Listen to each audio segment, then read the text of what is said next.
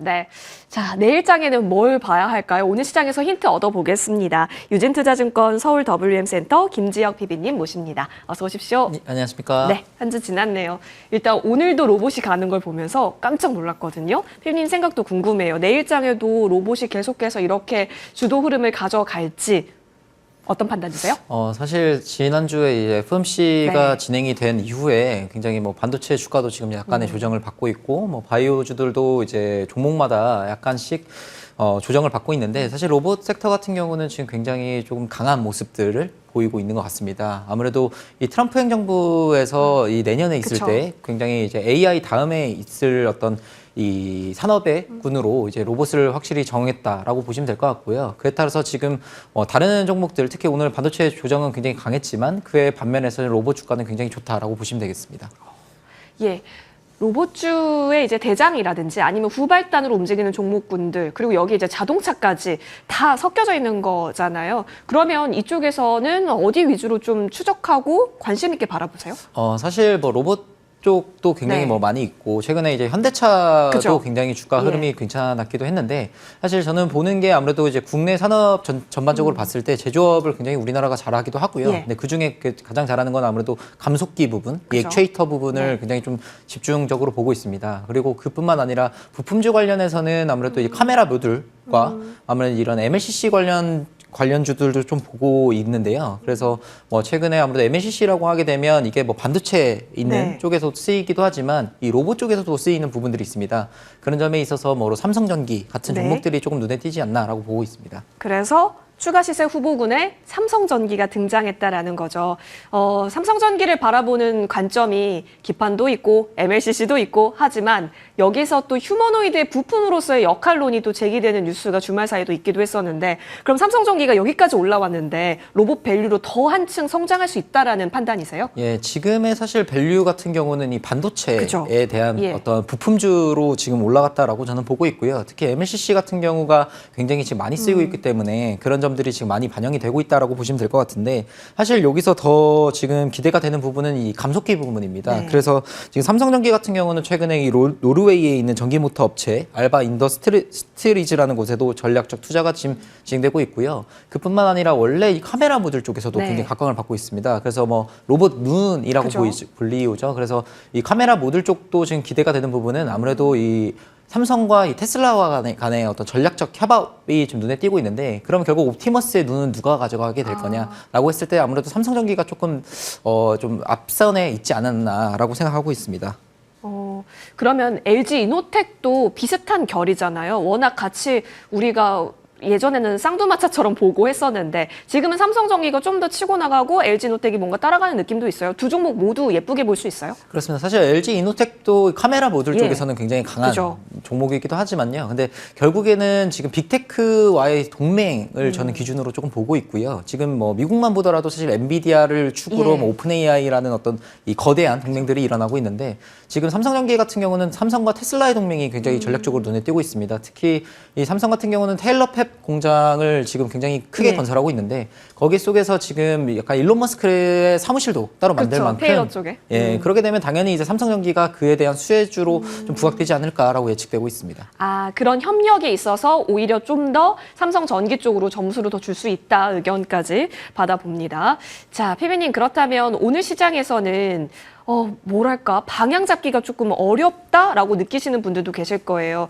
근데 사실 지난주에 우주 쪽 얘기해 주셨는데 최근에 우주가 또 움직이는 것도 어찌 보면은 정말 궤를 함께 하기도 했었고요.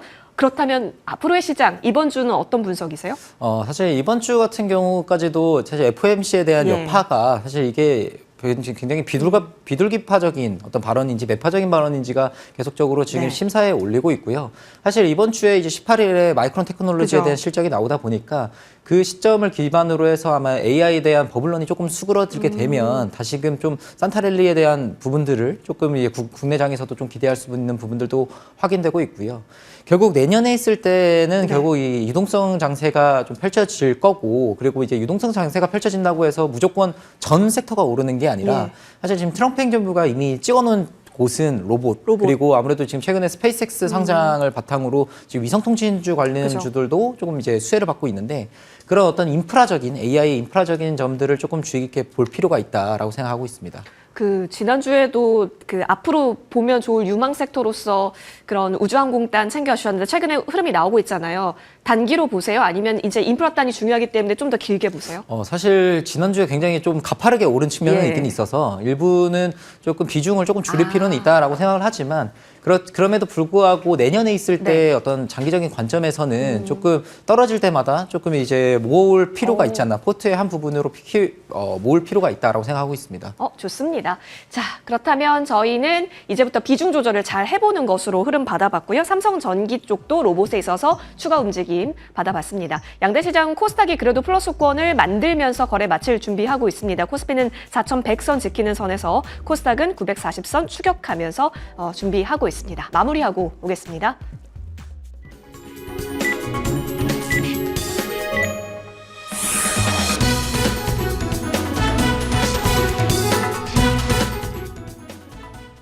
네, 새로운 한 주가 시작이 됐습니다. 월요일장 국내 증시 마감됐습니다. 날씨도 점점 추워지고 있는데 미국에서 빅테크 중심으로 특히 오래클과 브로드컴 발로 나온 AI 거품론 이슈가 다시 한번 우리 증시에도 한파로 불어닥치고 있습니다.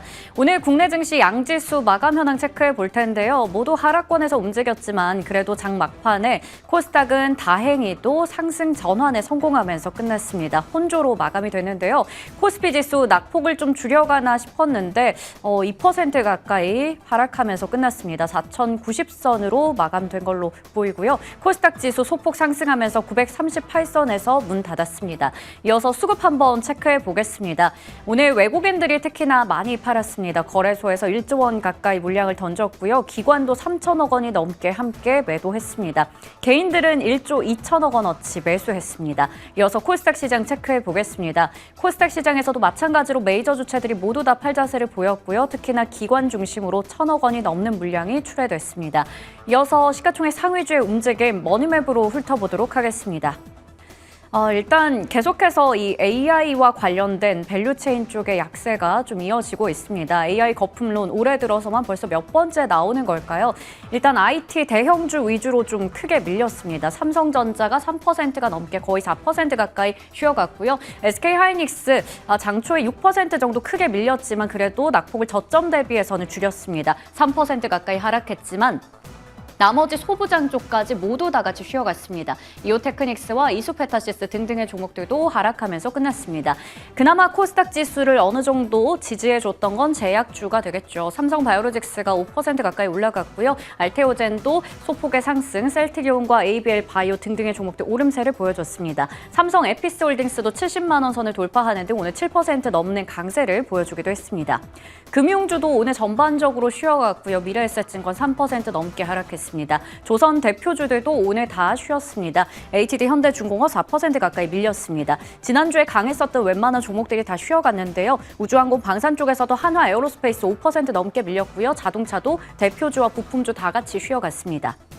앞서 말씀드린 것처럼 AI 밸류체인 쪽이 약했습니다. 전력기기 관련주들도 오늘 다 쉬어갔는데요. 유틸리티 안에서도 대부분 3에서 4% 조정 나오면서 끝났습니다. 2차 전지 섹터 안에서는 선별적인 흐름 확인되는데요. 에코프로 BM과 포스코퓨처엠, SKC가 오늘 상승하면서 마감 지었습니다. 로봇 AI 쪽에서도 대부분 쉬어갔지만 SPG가 오늘 5% 가까이 올라가면서 종목별 차별화도 있었습니다. 원전 관련주들도 함께 좀 밀렸죠. 두산 에너빌리티 비롯해서 현대건설과 중소형 원전주까지 오늘 낙폭이 좀 컸습니다. 게임 엔터 안에서는 크래프톤과 넷마블은 쉬어갔지만 NC소프트 1% 정도 오름세 나타냈고요. 엔터주가 그래도 시장 대비해서 선방했습니다. SM은 5%가 넘는 강세를 보여주면서 끝났습니다. 이어서 거래량과 거래대금 상위 종목들 훑어보겠습니다.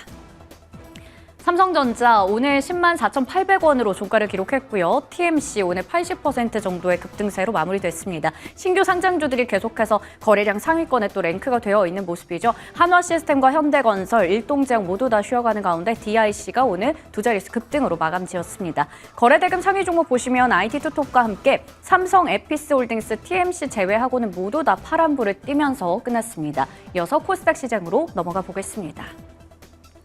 원익홀딩스 오늘 눈에 띄는 상승 흐름 보였습니다. 22% 급등하면서 마감됐고요. 휴림로봇과 현대무벡스 앞서 살펴봤던 것처럼 로봇주 일부 종목들이 강했습니다. 원익홀딩스 그리고 에임드바이오 모두 다 20%가 넘는 급등세 보여줬고요. 클로봇과 로보티즈, 한라캐스트, 휴림로봇, 현대무벡스까지 거래대금 상위 쪽에 로봇주가 상당히 많이 포진되어 있는 점이 특징적입니다. 지금까지 월요일장 마감 현황 체크해드렸습니다. 네, 그래도 코스닥은 좀 힘을 내네요. 내일장에서는 흐름이 어떻게 될지도 많이 고민되실 것 같습니다. 이런 시장에서 중심 잘 잡아볼게요. 자, 그렇다면 과연 내일장에서는 어떤 섹터군에 좀 더 주목을 하실지 같이 여쭤보겠습니다. 환율도 나오고 있는데 사실 진짜 계속해서 뭘 끌고 갈까? 지금 끌고 가도 되는 건가? 산타가 12월에 올 수 있다던데 여러 기대감이 혼재하고 있잖아요. 그 속에서 주목하는 섹터 열어볼 텐데요.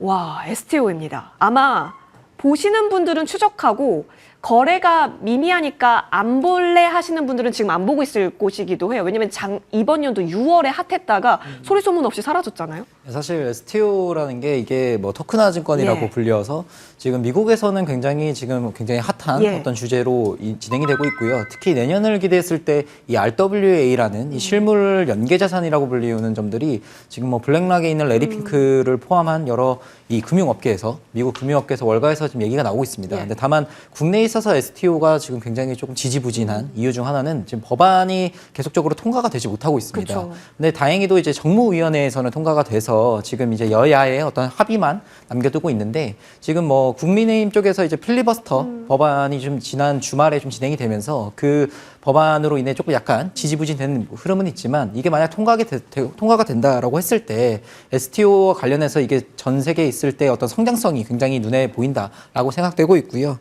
그에 따라서 아무래도 이게 본표결만 진행이 되면 아마 국내에 있어서 굉장히 많은 예. 이 증권사들이 이미 세팅은 돼 있습니다. 이 플랫폼이나 아니면 발행과 유통시장을 굉장히 분리해서 진행이 되고 있기 때문에 그런 점들이 이제 내년에 있을 때 어떤 증권주에 대해서 어떤 성장의 모멘텀으로 작용될 수 있다라고 보고 있습니다. 네네.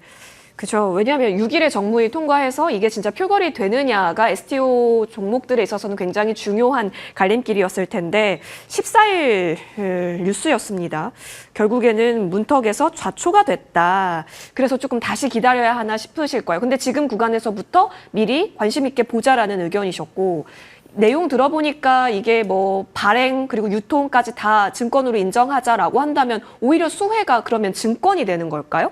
사실 이게 뭐 발행과 유통을 나누게 네. 된다면 뭐 유통을 하는 것도 사실 증권사 예. 쪽에서 진행이 하고 발행 같은 경우는 뭐 갤럭시와 머니트리와 같은 그죠. 이 발행업자도 있을 텐데 결국 이게 전체적으로 이제 흐름을 보게 돼 전 세계에 있는 금융 흐름을 보게 되면 결국 이 유통 쪽에 관련한 부분들이 굉장히 수혜를 받을 수밖에 없다라고 보시면 될 것 같고요. 결국 거래가 일어나는 그죠. 이 부분에 있어서 이 위탁 수수료의 측면에서 이제 수혜를 받을 수밖에 없고요. 그렇게 봤을 때 과연 어느 종목이 조금 우선시 되냐라고 봤을 때는 좀 미래에셋증권이 가장 눈에 띈다라고 보시면 될 것 같고요. 사실 차트상으로만 봐도 사실 지금 월봉 기준으로 굉장히 지금 21선에 안착되어 네. 있는 점들이 있고 사실 최근에 굉장히 조정을 어느 정도 받고 있기 때문에 오늘 장에서도 사실 증권주들이 굉장히 조금 약했던 부분들은 있습니다. 네. 뭐 한국금융지주뿐만 아니라 삼성증권, 미래에셋증권도 지금 오늘은 약간 큰 폭의 하락이 있었는데 사실 이거는 이제 환율적인 부분도 좀 해결되고 그리고 이제 어느 정도 다시 AI 버블론에 있어서 위탁 매매가 좀 자주 돌아가게 된다면 충분히 미래에셋증권도 다음 모멘텀을 좀 ST와 함께 바라볼 수 있지 않을까라고 생각되고 있습니다. 증권주 내에서 사실 미래에셋증권이랑 키움증권을 저희가 정말 많은 탑픽으로 받았었거든요. 미래에셋증권을 증권주 내에서의 가장 탑픽인 이유가 STO도 있겠지만 뭐 다른 쪽도 연계감 같이 봤을 때 괜찮을까요? 사실 미래에셋증권을 조금 제가 눈에 예. 좀 띄게 보는 이유는 이 150조 원에 있는 국민성장 펀드라고 불리우는 이 공동위원장에 지금 박현주 회장이 선임이 되었고요. 결국 그 박현주 회장도 최근에 얘기한 게 민간이 벤처 투자에 참여할 수 있게 해달라라는 얘기를 할 만큼 그럼 어떻게 참여를 하냐라고 했을 때 저희가 일반적으로 하는 뭐 펀드 형식으로 될 수도 있겠지만 결국 이 STO가 좀 해결된다고 하게 되면 좀 더 이 일반 개인 투자자들도 진입하기가 쉬운 모습들이 있거든요. 그래서 그런 점들에 있어서 아무래도 STO가 가지고 있는 어떤 성장 생명성과 상징성이 내년에는 좀 부각되지 않을까라고 예측되고 있습니다. 네, 사실 뭐 네이버 모멘텀도 미래에셋증권 얘기할 때 많이 나왔었고, 그리고 증시가 활발하다, 뭐 여기에 리테일 쪽으로 강자다 이런 얘기하면서 미래에셋증권 많이 봤었는데요. 한번 지켜보겠습니다. 자, 그러면 어디까지 좀 노려보실까요? 아까 21선에 대해서 대롱대롱 엮여져 있는 차트상 예쁜 자리라고 하셨는데요. 사실 지금의 주가 흐름에서 네. 약간 빠지게 되면 그 다음 61선까지 또 아. 좀 밀려 있을 부분이 있기 때문에 그래서 아무래도 손절가 같은 경우는 18,500원으로 좀 잡을 수 있을 것 같고 그 목표가 같은 경우는 지난 고점이 거의 28,000원 수준이기 때문에 28,000원까지도 일단 단기간에서는 좀 노려볼 수 있지 않을까 예측하고 있습니다. 알겠습니다. 좋습니다.